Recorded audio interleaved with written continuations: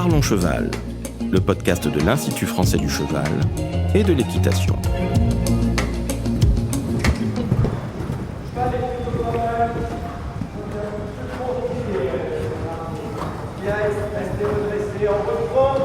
Dernière fois, transition, trop assis, siffler de trop.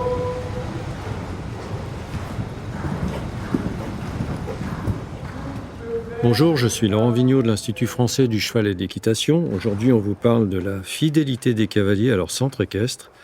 Je reçois Céline Vial. Céline Vial, qui est docteur en économie, chercheuse à l'IFCE en sciences et gestion, et localisée à l'INRAE de Montpellier. Je reçois Camille Eslan, Camille qui est docteur en sciences de gestion et qui a travaillé avec Céline sur cette étude concernant la fidélité des cavaliers à leur centre équestre. Bonjour Céline, bonjour Camille. Bonjour Laurent. Bonjour. Alors Céline, je voudrais qu'on définisse les origines de ces travaux, de cette étude qui a été réalisée, que vous avez réalisée toutes les deux. Comment cette étude a-t-elle commencé ? Alors aujourd'hui, la Fédération française d'équitation compte presque 700 000 licenciés. L'équitation est le 3e sport national en termes de nombre de licences et le premier sport féminin avec environ 85% de licenciés qui sont des femmes. Ce qu'on a observé à l'époque où on a réalisé cette étude, c'est qu'il y avait une baisse de licenciés qui a débuté en 2012. Et en fait, cette évolution du nombre de licenciés s'est inversée en 2012 après 70 ans quand même de progression ininterrompue, donc de croissance ininterrompue. Donc ça a interrogé la Fédération française d'équitation. On constatait également un important turnover des clients dans les clubs. Donc ça, c'est quelque chose qui est commun aussi à d'autres sports, qui n'est pas spécifique à l'équitation. Les sportifs changent de club. Avec chaque année, pour l'équitation, environ 30% de primo-licenciés et 10% donc de cavaliers qui changeaient de club. Et donc, comme dans les autres sports également, ce qu'on peut noter, c'est un switch des clients entre l'équitation et d'autres sports également. Et donc, tous ces éléments nous ont entraînés à nous poser des questions sur la fidélisation des cavaliers envers leur centre équestre. Alors Camille, comment ce projet de recherche a-t-il été monté ? Ce projet de recherche est un partenariat entre l'IFCE et l'INRAE. On a eu un financement du Conseil scientifique de la filière équine pour effectuer cette étude entre 2017 et 2019. On a utilisé une méthode mixte qui nous a permis de faire des entretiens en vis-à-vis avec des pratiquants ainsi que de les avoir enquêtés en ligne. On a enquêté selon l'âge avec des questionnaires différents et les plus jeunes ont été enquêtés avec leurs parents. Les ados avaient un questionnaire spécifique et qui était différent par rapport aux adultes. Alors, on va dans un premier temps s'intéresser au parcours des cavaliers dans ces centres équestres, c'est-à-dire comment ils arrivent à l'équitation et comment ils évoluent dans les centres équestres. Alors Camille, pourquoi déjà viennent-ils à l'équitation ? Alors, leur principale motivation, c'est le lien au cheval, quel que soit le profil de pratiquant. Et pour les parents, c'est le principal apport de l'équitation pour leurs enfants. On voit aussi qu'ils recherchent tout simplement le plaisir dans la pratique. Alors Céline, quand ils démarrent l'équitation, ils vont choisir un centre équestre. Quels sont les motifs de choix d'un centre équestre ? Déjà, il y a le choix initial. Et ensuite, reste-t-il dans ce centre équestre ? Oui, tout à fait, Laurent. Les motifs de choix d'un centre équestre évoluent au cours du parcours du cavalier. Donc, on a d'abord le choix initial. Donc, quand on débute l'équitation, on a pu voir que les critères les plus importants sont tout d'abord la proximité au domicile, puis la bienveillance du personnel au sein de la structure, l'aspect progression aussi. On souhaite progresser dans le nouveau sport qu'on va pratiquer, tout en prenant du plaisir. Et là, on voit qu'on a les tarifs du centre équestre qui sont un critère qui est également cité, mais qui a moins d'importance que les critères précédents. Oui, c'est pas le motif principal. Tout à fait. Ensuite, les motifs évoluent donc pour rester dans le centre équestre ou quand on décide de changer de centre équestre. Et là, on voit que l'importance de la proximité disparaît au profit d'autres critères qui apparaissent, comme celui du bien-être de la cavalerie ou encore le nombre de cavaliers par cours. Par contre, on conserve les critères de progression, de bienveillance du personnel et du plaisir dans la pratique. Et là, les aspects financiers deviennent moins importants Et on voit qu'en fait, ils évoluent en fonction des attentes des cavaliers qui sont finalement prêts à payer plus pour un service qui serait davantage adapté. Donc, ils sont prêts à payer plus, ils sont prêts à se déplacer plus loin pour avoir un centre équestre qui correspond à ce qu'ils recherchent. Oui, on a noté que le bien-être de la cavalerie devient un sujet important, ce qui n'est pas surprenant. Alors Camille, pourquoi finalement change-t-il de club ? Quels sont les motifs que tu as pu identifier dans cette étude ? En dehors du premier motif évident qui est le déménagement ou la fermeture de l'établissement, arrivent ensuite des motifs qui sont plutôt liés à l'enseignant. On voit que la recherche de progression, l'adaptation de l'enseignant aux besoins de ses cavaliers, son amabilité, ses compétences qui font qu'il a une bonne pédagogie ou qu'il s'adapte bien à ses clients, font que les gens sont satisfaits de cet enseignant. Par contre, il peut y avoir aussi des offres qui ne plaisent pas, notamment liées aux activités proposées ou tout simplement à la vie de club, voire au cadre et à l'environnement du club. La cavalerie est un point aussi un peu important, notamment lié à sa diversité et l'éducation de cette cavalerie pour les cours, et bien sûr son bien-être. Et d'autres motifs moins fréquents existent aussi, comme les tarifs.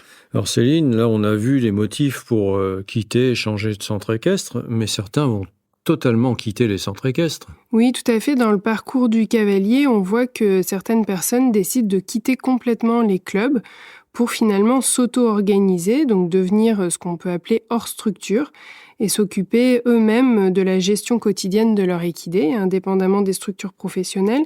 Et ce qu'on a pu noter, c'est qu'il y avait un retour en arrière vers les clubs qui était vraiment très très rare. Oui, les hors-structures, un sujet qu'on a eu l'occasion de traiter ensemble dans un autre podcast. Mais certains vont arrêter aussi totalement l'activité. Oui, il y a certains cavaliers qui décident d'arrêter l'équitation. Donc là, on a des informations qui s'appuient sur des données recueillies auprès d'anciens pratiquants. Le premier motif d'arrêt de l'équitation est lié à des raisons financières. Donc on a vu précédemment que c'était pas une raison évoquée pour changer de centre équestre, mais par contre c'est bel et bien un motif pour arrêter l'équitation. Et donc ceci pour 1/3 des anciens pratiquants qu'on a pu interroger. Ensuite, on a un autre tiers qui arrête l'équitation pour des raisons de manque de temps ou à cause des études. On a ensuite 10% des anciens pratiquants qui ont arrêté pour des raisons de santé ou pour une grossesse ou liées à l'âge. Donc ça, c'est quelque chose qui se retrouve dans tous les sports, évidemment. Et enfin, 10% qui arrêtent pour des raisons d'une insatisfaction envers l'offre qui est proposée par les professionnels ou alors des gens qui ont envie de s'acheter un cheval mais qui n'en ont pas les moyens. Et puis bien sûr, il y a d'autres motifs moins fréquents comme la fermeture du centre équestre, le changement de moniteur, des questions de confiance, de peur dans la pratique, etc. Oui, on a dit tout à l'heure que les tarifs n'étaient pas un motif de choix de centre équestre, puisqu'en général, ils sont assez proches les uns des autres, mais la raison financière reste malgré tout un élément pour continuer l'activité. Alors Camille, tu as pu repérer dans ton étude des comportements convergents qui t'ont permis de dégager des profils un peu de fidélité. On a effectivement déterminé 4 profils de cavaliers, mais là on parle bien d'une fidélité au centre équestre et non pas à l'équitation en général. Ces profils de cavaliers sont liés à l'expérience en tant que pratiquant équestre, mais aussi à l'âge du cavalier.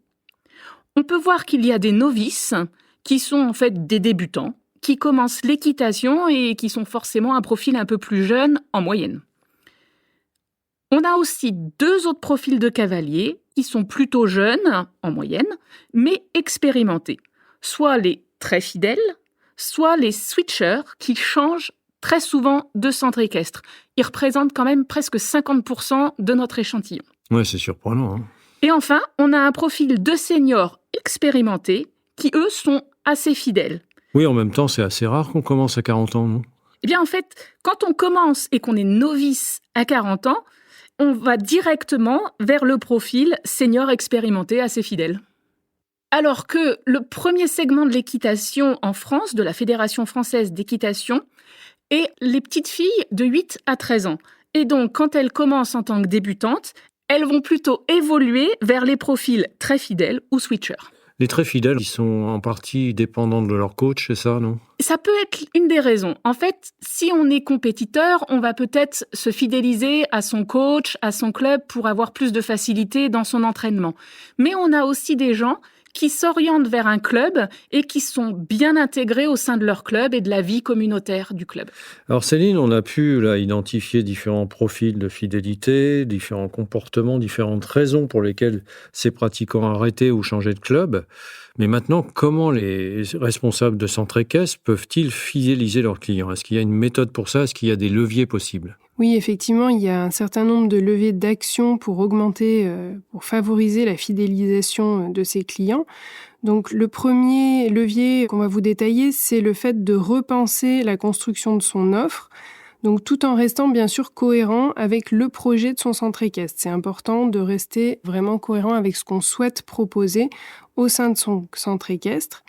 Et pour cela, de bien cibler sa clientèle en fonction de ce qu'on souhaite proposer et ne pas hésiter à renvoyer des clients qui ne seraient pas satisfaits par sa propre offre vers un autre centre équestre qui serait plus adapté.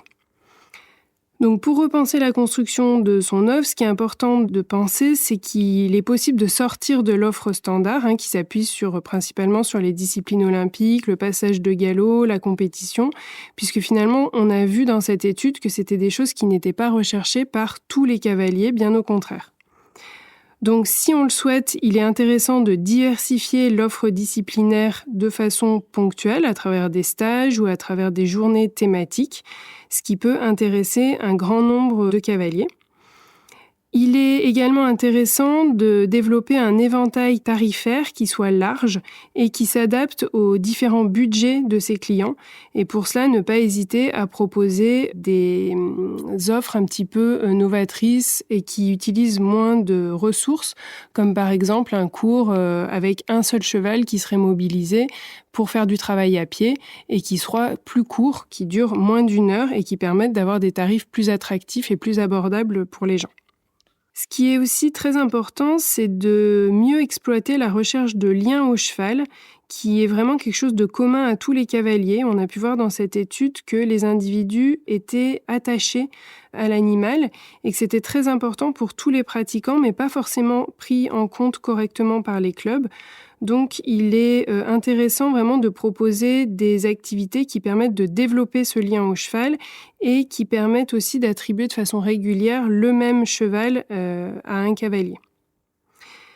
Le plaisir dans la pratique est aussi quelque chose de très important pour les personnes interrogées, tout comme le fait de éventuellement tenir compte des groupes d'amis dans la pratique plutôt que de tenir compte uniquement des niveaux équestres. Et enfin, la vie du club est importante pour les cavaliers qu'on a pu interroger et ils sont à la recherche de moments conviviaux pour tous, donc pour les enfants, pour les adultes et aussi pour les parents des enfants qui accompagnent leurs enfants au club. Et donc, c'est important de faire vivre son club. Le rôle de l'enseignant, on l'a vu aussi, est central. C'est quelque chose qui a été identifié, n'est-ce pas Camille ? Alors tout à fait Laurent, on a vu que l'enseignant, il avait son rôle par rapport à sa pédagogie, notamment en termes de compétences, il est capable de s'adapter à ses cavaliers, mais aussi en termes de bienveillance. Il doit prendre en considération toutes les attentes des cavaliers et aussi, bien sûr, en ce qui concerne la sécurité. Par contre, on a vu que tous les cavaliers cherchent à progresser, même s'ils ne font pas de compétition, et c'est souvent oublié par les enseignants. Ça veut dire qu'on doit avoir plus de stabilité aussi dans les enseignants ? Effectivement, c'est une des raisons de la fidélisation de certains cavaliers. Quand les enseignants ne sont pas stables, ça peut démotiver les cavaliers. C'est pas toujours facile à réaliser pour les responsables de centre équestre. Mais... Non, effectivement, il y a un grand turnover des enseignants, mais ça peut être une des raisons qui pourrait fidéliser la clientèle. Peut-être il faut penser à des stratégies managériales pour garder ces enseignants. Un problème de stabilité aussi qu'on recherche dans la cavalerie, Céline ? Oui, tout à fait. On a pu observer que certains clients étaient très démotivés ou insatisfaits quand il y avait un grand turnover de la cavalerie. Alors, il est important que la cavalerie soit stable par rapport aux individus qui sont présents, mais qu'il y ait aussi une diversité dans les animaux à disposition. que ce soit des chevaux qui soient éduqués de façon adaptée au type de pratique et au niveau des cavaliers. Et enfin, on a vraiment noté une importance liée au bien-être animal, c'est-à-dire aux conditions de vie et de travail des animaux dans les centres équestres, ce qui devient de plus en plus important pour les clients aujourd'hui. Il y a une importance aussi des infrastructures qu'on a pu noter. Oui, la qualité des infrastructures, la qualité de l'accueil sont des choses importantes pour les cavaliers. Et il ne faut pas négliger là-dedans les parents qui sont présents et qui restent souvent attendre leurs enfants pendant les cours. Donc il faut penser à eux et donc prévoir une zone où ils puissent s'asseoir, être au chaud, disposer d'un café, éventuellement d'une connexion Wi-Fi pour pouvoir attendre dans de bonnes conditions. Et la communication reste un élément important aussi. Et bien sûr, communiquer pour mieux recruter en ciblant correctement sa clientèle. Donc la communication du centre équestre est importante. Elle se fait aujourd'hui beaucoup par les réseaux sociaux, même si le bouche à oreille reste toujours quelque chose de très utilisé pour le choix du centre équestre. Alors Camille, ces effets de levier vont avoir un effet différent selon l'âge de la clientèle ? On a pu observer que certains paramètres, plus ou moins importants, influencent la fidélité et peuvent ou non différer selon l'âge. Le plus important, quand on veut citer quelques exemples, c'est le rôle de l'enseignant qui est pertinent à tous les âges. Et puis on voit aussi l'importance du groupe d'amis et de la communauté qui augmente avec l'âge. On a besoin de la convivialité, du lieu de vie qu'est le club et qui permet des rencontres autour de la même passion, l'équitation. En fait, les enfants peuvent rencontrer des copains à l'école, mais les adultes vont plutôt avoir tendance à rencontrer des amis ou de nouvelles personnes à travers leurs loisirs. Alors Céline, on arrive à la fin de notre échange. En conclusion, si on veut résumer tout ça, qu'est-ce que tu pourrais nous dire ? Donc pour conclure, on a pu voir que les parcours équestres des cavaliers sont variés et ne sont pas linéaires. Ce qu'on peut dire, c'est qu'il n'existe pas de club parfait et ce n'est pas ce qu'il faut rechercher, mais par contre, on constate de grandes variabilités, à la fois dans la demande, c'est-à-dire dans les attentes des cavaliers, mais aussi dans l'offre, c'est-à-dire dans ce que les dirigeants souhaitent proposer et peuvent proposer. Et on a également une variabilité liée aux caractéristiques des territoires qui vont influencer sur la distance à parcourir pour accéder à son club et sur le nombre de clubs à disposition. Donc finalement, ce qui est essentiel, c'est de positionner son offre sur son segment, de bien rester en cohérence avec le projet de son club, tout en prenant en compte les demandes spécifiques de ses cavaliers pour vraiment leur donner envie de rester dans leur club. Merci Céline. Merci Camille. Merci. Merci Laurent. Si vous souhaitez en savoir plus sur le sujet, rendez-vous dans la description du podcast où vous trouverez des liens utiles sur notre site equipedia.ifce.fr. Vous pouvez aussi nous rejoindre sur notre groupe Facebook Equipedia Science et Innovation Équine pour plus de contenu. Pour ne manquer aucun épisode, abonnez-vous, partagez, commentez et n'hésitez pas à laisser 5 étoiles sur Apple Podcasts et Spotify. À très vite pour un nouvel épisode.